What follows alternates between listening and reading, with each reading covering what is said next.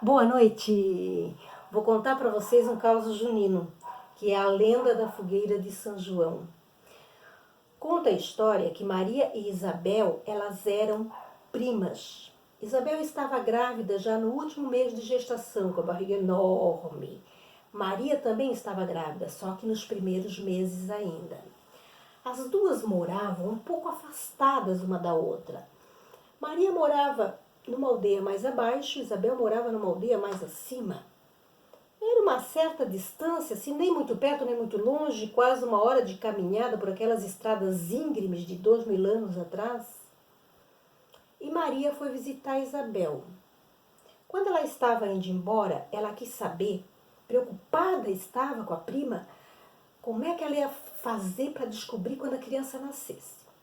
Isabel disse que se faria anunciar, que Maria podia ir embora descansada, porque quando a criança nascesse, ela ia pedir para o seu marido Ezequiel erguer no meio do terreiro uma fogueira de lenha entrelaçada bem alta.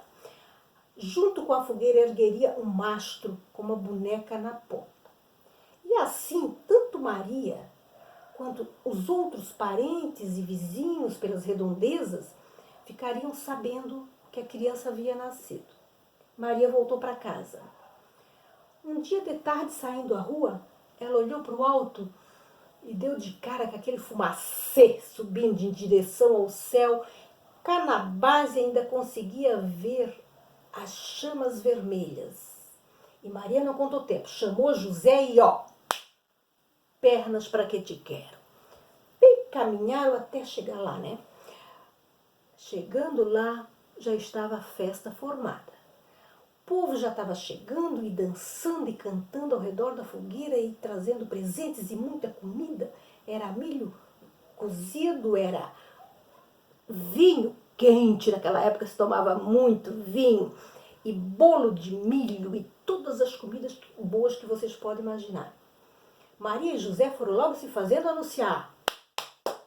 Ô, daqui, podemos entrar!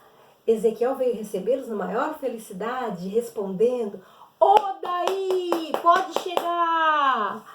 E assim Maria ficou conhecendo João Batista, que era um belo menino que havia nascido e que fez a felicidade do pai e da mãe durante muitos anos, pois Isabel já era uma senhora de certa idade e ela levou muito tempo para poder engravidar daquele filho. Maria voltou para casa. 6 meses depois, Jesus nasceu.